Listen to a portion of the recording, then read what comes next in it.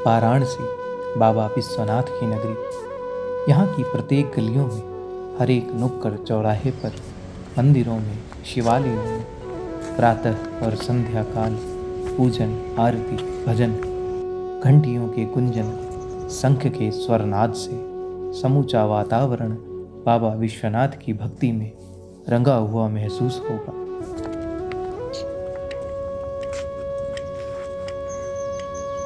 सुबह तड़के माँ गंगा की लहरों पर किलोल करते, नाव की सवारी करते हुए ऐसे अद्भुत पावन पवित्र नगरी को देखने का आनंद और दुगुना हो जाता है।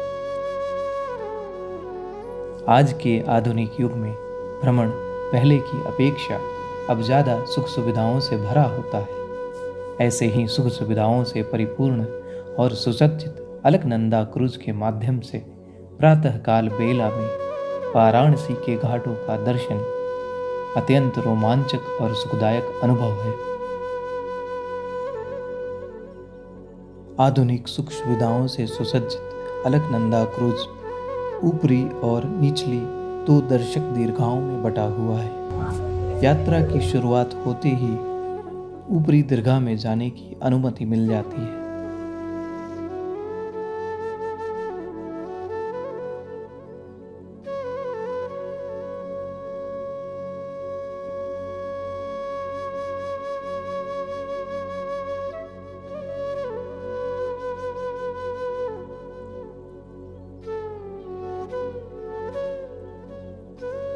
कहीं घंटियों की टनटन तो कहीं भजन आरती की गुंजन, कहीं शंखनाद तो कहीं हर हर महादेव की पुकार, हृदय में जैसे आनंद का स्रोत फूट पड़ता है। गंगा तट पर बसी काशी को अनादिकाल से स्थित संसार के सबसे प्राचीन नगरों में माना जाता है। पुरातन काल में काशी की राजधानी वाराणसी हुआ करती थी। पौराणिक कथाओं के अनुसार काशी नगर की स्थापना भगवान शिव ने की थी।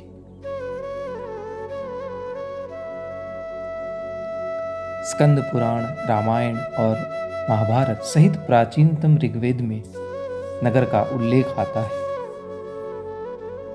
उत्तर प्रदेश के दक्षिण पूर्वी कोने में भारत की यह जगत प्रसिद्ध प्राचीन नगरी गंगा के किनारे पर वरुणा और असी नदियों के गंगा संगमों के बीच बसी हुई है। ये नदियां गंगा में क्रमशः उत्तर एवं दक्षिण से आकर मिलती हैं। इस स्थान पर गंगा ने प्रायः 4 मील का दक्षिण से उत्तर की ओर घुमाव लिया है और इसी घुमाव के ऊपर इस नगरी की स्थिति है। वरुणा और असी नामक नदियों के बीच में बसी होने के कारण ही इसे वाराणसी कहते हैं। इस नगर का प्राचीन वाराणसी नाम लोकोच्चारण से बनारस हो गया। लंबे काल से वाराणसी को अविमुक्त क्षेत्र, आनंद वन, महाशमशान, सुरंधन, ब्रह्मवर्त, सुदर्शन, रम्य एवं काशी नाम से भी संबोधित किया जाता रहा है। काशी बाबा विश्वनाथ की नगरी है।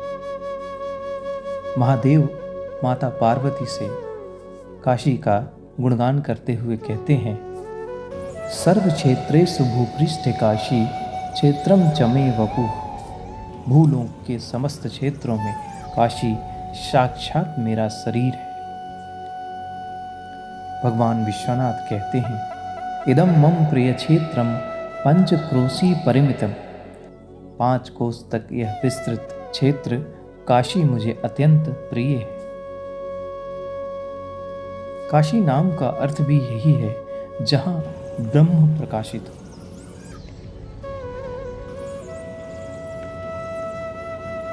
जिन शिव की कृपा दृष्टि तीनों लोकों के समस्त सुखों से ऊपर है, उनकी प्रिय स्थली माँ गंगा के पश्चिमी तट पर बसा विश्व का प्राचीनतम नगर है। सुबह की सूर्य की लालिमा से स्वर्णिम छवि बिखेरता और संध्या की विश्व प्रसिद्ध गंगा आरती की झंकार से अलंकृत होता है। काशी नगरी का महात्म्य अनुपम और अलौकिक है। किंवदंतियों के अनुसार जब भगवान शिव काशी से प्रस्थान कर चुके थे तो शासन व्यवस्था सुचारू रूप से चलाने के लिए ब्रह्मा जी ने रिपुंजय यानी दिवोदास को, जो एक महान तपस्वी थे, काशी का राज्यभार सौंपा। रिपुंजय ने स्वीकृति में एक शर्त रखी कि उनके द्वारा सुव्यवस्था स्थापित रहेगी, किंतु शिव वहां निवास नहीं कर पाएंगे। ब्रह्मा के वरदान अनुसार शिव का वहां पदार्पण नहीं होना था, किंतु काशी शिव का शरद ऋतु का परम प्रिय निवास स्थल था।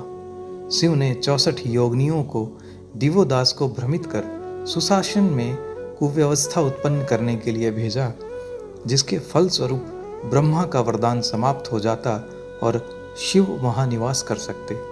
किंतु वहां की व्यवस्था से प्रभावित होकर 64 योगिनियों ने वहीं अपना डेरा जमाकर शिव के आदेश की अवहेलना कर दी। शिव ने तब सूर्यदेव को ये कार्य करने भेजा, किंतु सूर्यदेव भी दिवोदास के सुशासन से प्रभावित होकर गंगा स्नान कर पश्चिम में अस्त हो गए।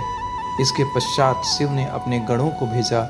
गण वहां द्वारपाल बन शिव के आने की प्रतीक्षा करने लगे, किंतु शासन में त्रुटि उत्पन्न नहीं कर सके। अंततः भगवान विष्णु स्वयं काशी आए और उन्होंने दिवोदास को मुक्ति देकर शिवधाम में निवास करने का वर दिया और शिव के लिए काशी का द्वार खोलने में सफल रहे। ऐसी मान्यता है कि इस प्रकरण में कई देवी देवता काशी आए और काशी को ही अपना निवास स्थल बना लिया। इसलिए काशी में हम समस्त तीर्थ जैसे अयोध्या, बद्रीनाथ, केदारनाथ, मथुरा आदि जगहों की झलक भी देख पाते हैं।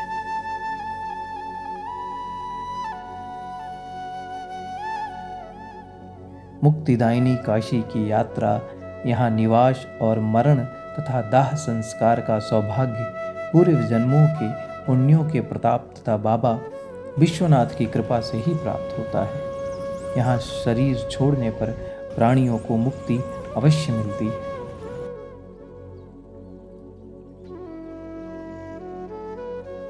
भगवान शिव काशी को कभी नहीं छोड़ते। जहाँ देह त्यागने मात्र से प्राणी मुक्त हो जाए, वह अविमुक्त क्षेत्र यही है। कहा जाता है कि यह पूरी भगवान शंकर के त्रिशूल पर बसी है, अतः प्रलय होने पर भी इसका नाश नहीं होता है।